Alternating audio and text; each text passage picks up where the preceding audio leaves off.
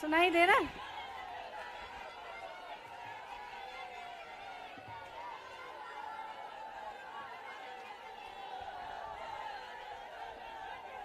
सुनिए,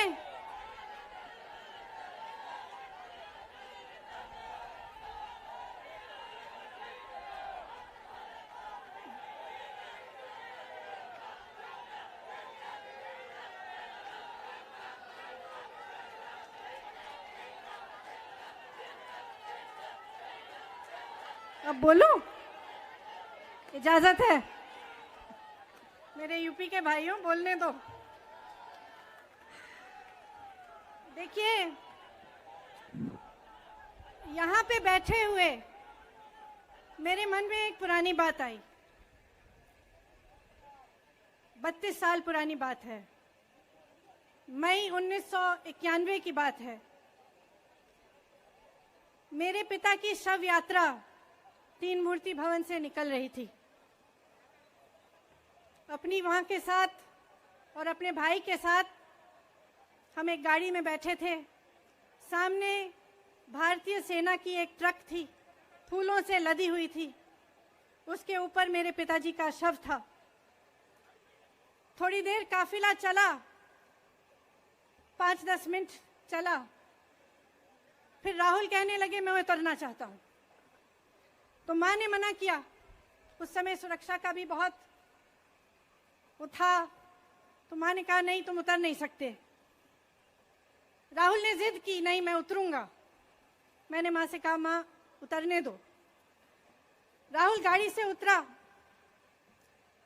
उस सेना की ट्रक के पीछे खड़ा होके चलने लगा और तीन मूर्ति से लेके कड़ी धूप में अपने पिता के जनाजे के पीछे पीछे पैदल चलते चलते चलते चलते यहां पहुंचा।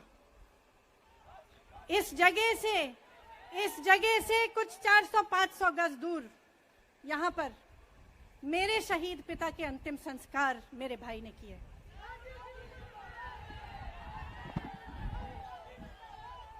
सुनिए,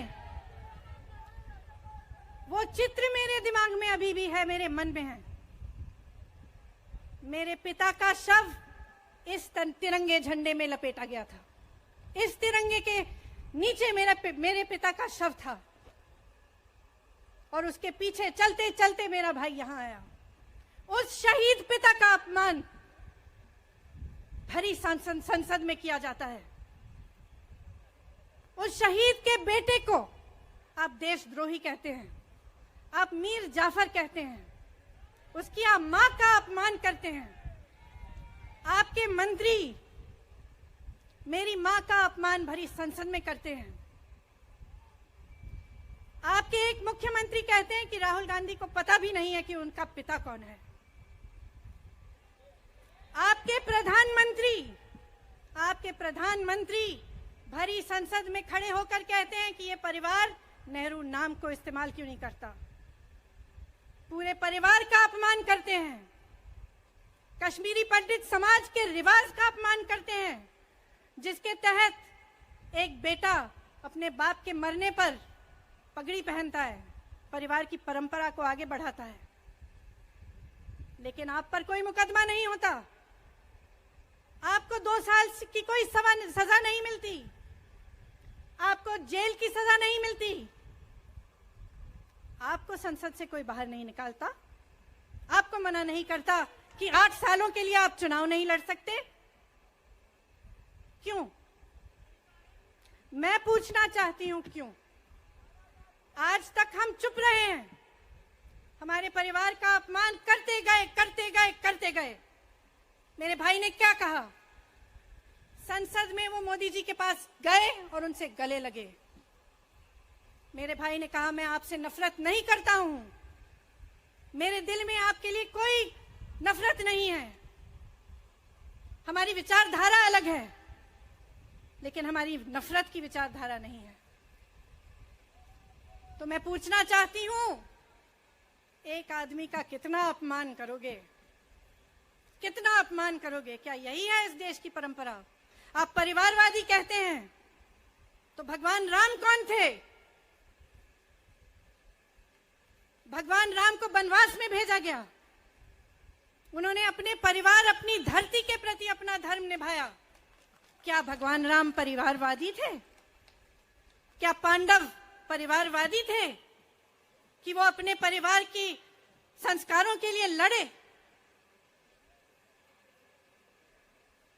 और हमें क्या शर्म आनी चाहिए कि हमारे परिवार के सदस्य शहीद हुए इस देश के लिए, कि इस झंडे में उनका खून है, इस धरती में उनका खून है, इस देश के लोकतंत्र को मेरे परिवार के खून ने सींचा है। और जो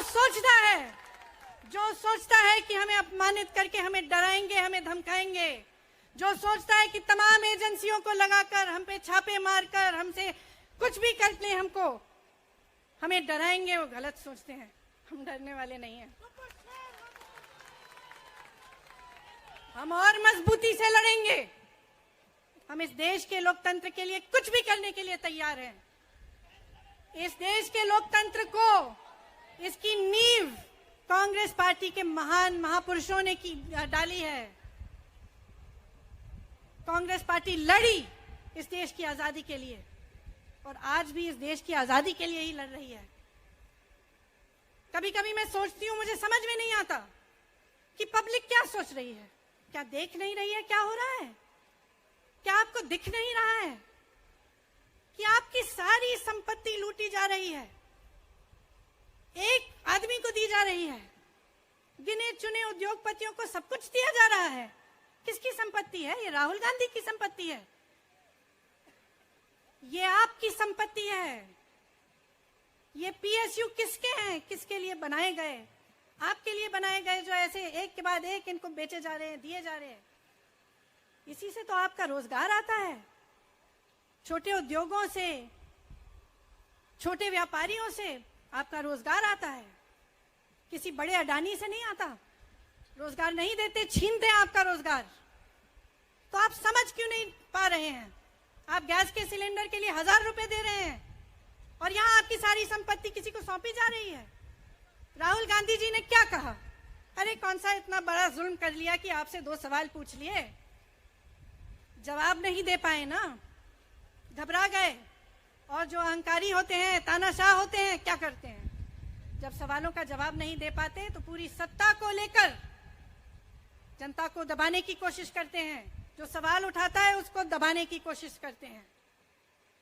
आपने कभी सोचा है, आंखें खोलिए, आपने कभी सोचा है कि ये पूरी सरकार, ये सारे मंत्री, ये सारे सांसद एक आदमी को बचाने की क्यों इतनी कोशिश कर रहे हैं? इस अडानी में है क्या कि इसको आप सारी संपत्ति दे रहे हो देश की? 20 हजारों करोड़ शेल कंपनियों में इनकी हैं और आप इन पे इंक्वायरी नहीं कर सकते? ये अडानी है कौन कि आप सब उनका नाम उठते ही बौखला जाते हैं और उनको बचाने में लग जाते हैं?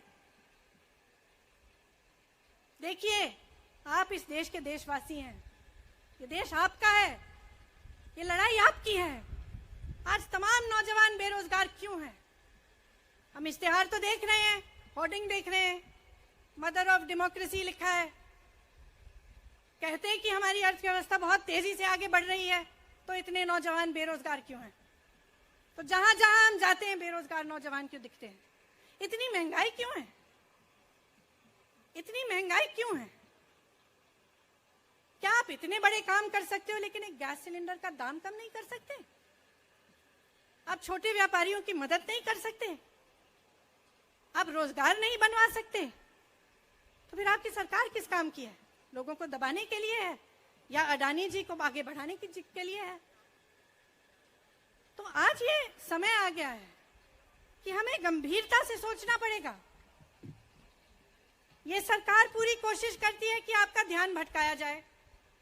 अब आप सोचिए, कन्याकुमारी से कश्मीर तक एक आदमी चला, उसके साथ लाखों लोग चले। क्या पैगाम लेके चला? किस लिए चला? उसके दिल में क्या भावना थी कि लाखों लोग देश भर से उससे जुड़ के चले? समता, एकता की भावना थी। आज आपके सारी मीडिया, आपके सारे मंत्री, आपके सारे सांसद, आपके सारे कार्यकर्ता कह रहे हैं कि राहुल जी ने विदेश जाकर देश का अपमान किया, राहुल जी ने एक वर्ग का अपमान किया। क्या एक आदमी जो कन्याकुमारी से लेकर 5000 किलोमीटर कश्मीर तक चल के ये रोज रोज कहता है कि इस देश को एक होना चाहिए, सबको समान दृष्टि से देखना चाहिए, क्या ये आदमी देश का अपमान कर सकता है? क्या ये आदमी एक वर्ग का अपमान कर सकता है? तो ये आदमी क्या कर रहा है? ये आपकी आवाज उठा रहा है। ये क्या कह रहा है? कह रहा है कि गरीबों को अपना हक दो, नौजवानों को अपना हक दो, महिलाओं को अपना हक दो। यही तो कह रहा है। और हक क्या है? हक ये है कि जो आपका है वो आपके हाथों में जाना चाहिए, किसी बड़े उद्योगपति के हाथ में नहीं, जो प्रधानमंत्री जी के मित्र हैं। ये है आपका हक। उसी हक की लड़ाई लड़ रहा है। तो आप समझिए, ये एक इंसान की बात नहीं है, ये एक राहुल गांधी की बात नहीं है, ये पूरे देश की बात है। जब हम कहते हैं लोकतंत्र को बचाना है, तो हम किस बात की को बचाने की कह रहे हैं? क्या कह रहे हैं हम? लोकतंत्र क्या होता है? खुल के जवाब मांगो, सवाल उठाओ। यही तो लोकतंत्र है कि आपको कोई आपत्ति है, कोई समस्या है, आप किसी के पास जाकर अपना हक मांग सकते हैं। आप कह सकते हैं भाई हमारे लिए ये क्यों नहीं किया, इतनी महंगाई क्यों है, हमारे लिए रोजगार क्यों नहीं बनाए। लेकिन आज यही हक आपसे छीना जा रहा है और आपका ध्यान इधर उधर भटकाया जाता है और इतनी चीजों को फैलाया जाता है जो सच नहीं है, झूठों को फैलाया जाता है। आप सोचिए, राहुल गांधी दुनिया के सबसे बड़े जो शिक्षा के संस्थान है वहां से पढ़ के आए हैं। हार्वर्ड और कैम्ब्रिज की उनकी डिग्री है। कैम्ब्रिज से उन्होंने इकोनॉमिक्स में मास्टर्स डिग्री, एमफिल डिग्री उनको मिली। आप उसको पप्पू बनाते हैं।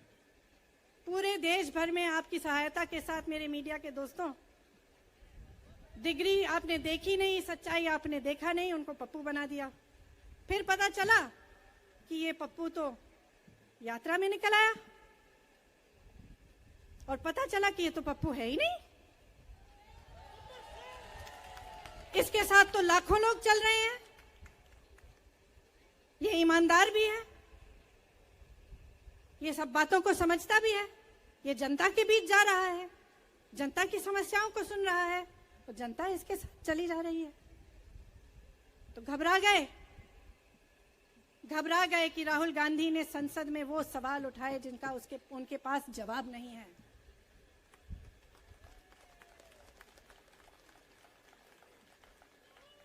क्या किया सुन लीजिए। एक तरफ से हंसी भी आती है कि एक आदमी को रोकने के लिए इतना सारा करना पड़ा। जिस आदमी ने राहुल जी के खिलाफ सूरत में कंप्लेंट लगाई, आपको मालूम है कि पिछले साल उसने खुद कचहरी में जाके बोला इस पे आप स्टे लगा दीजिए। एक साल के लिए अपने ही केस पे स्टे लगवाया। फिर वापस कब गए केस खुलवाने के लिए? राहुल गांधी के संसद में अडानी पे के भाषण देने के एक हफ्ते बाद वो आदमी वापस जाता है, कहता है केस खोल दी, सुन लीजिए अब हम तैयार हैं। 1 महीने के अंदर अंदर जज कह देते हैं कि राहुल गांधी को 2 साल की सजा मिलेगी। आपने देखा इस देश में कितने केस हैं कि जेल में 10 साल के लिए पड़े रहते हैं, उनकी सुनवाई नहीं होती। ये तो सुनवाई भी फट से हो गई, जजमेंट भी फट से हो गई, सजा भी फट से हो गई। और आपने कह दिया अगले दिन कि 8 सालों के लिए ये चुनाव नहीं लड़ सकते, संसद से बाहर कर देंगे इनको। वाह वाह वाह वाह वाह वाह, बहुत धैर्य है आप में। अरे कायर है इस देश का प्रधानमंत्री। लगा दो केस मुझ पर, लगा दो केस मुझ पर, जेल ले जाओ मुझे भी, लेकिन सच्चाई ये है कि इस देश का प्रधानमंत्री कायर है।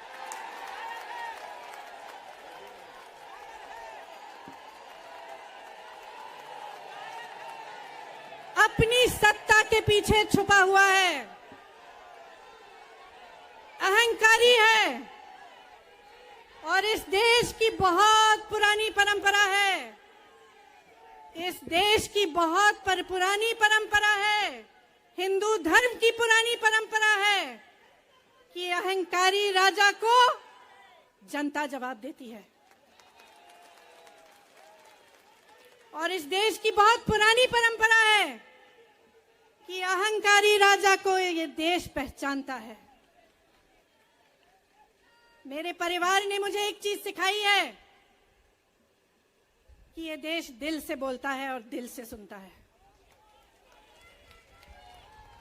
ये देश सच्चाई को पहचानता है और मैं जानती हूं कि आज वो दिन है जब से सारा कुछ बदलने लगेगा। मेरे मीडिया के साथियों, मैं आपसे कहना चाहती हूं, बहुत हो गया है, बहुत हो गया है। मैं जानती हूं आप पर कितना दबाव है, मैं जानती हूं कि आपको लाइन भेजी जाती है कि आज आपको ये कहना है, आज आपको ये लिखना है, लेकिन आपकी एक बहुत बड़ी जिम्मेदारी है। आज लोकतंत्र खतरे में है। अगर सरकार सवाल उठाने वाले को 8 सालों के लिए संसद से निकाल सकती है, अगर कह सकती है कि तुम्हें चुनाव लड़ने की ही इजाजत नहीं है, तो बहुत गड़बड़ है, बहुत गलत हो रहा है और ये लोकतंत्र के लिए ठीक नहीं है, ये इस देश के लिए ठीक नहीं है। जब आप पत्रकार बने, शुरू में जब आप काम के लिए आए, तो आपके दिल में भी ये होगी बात कि देश के लिए मैं सच्चाई बोलूंगा, मैं सच्चाई बोलूंगी। आज आप बोल नहीं पा रहे हैं, हिम्मत करिए, खड़े हो जाइए आप भी। और जैसे खड़गे जी ने कहा कि तमाम पार्टियों ने आज अपनी आवाज उठाई है, उनका हम सब धन्यवाद देते हैं और हम सबको एक होना पड़ेगा। इसलिए होना पड़ेगा क्योंकि आज ये देश खतरे में है।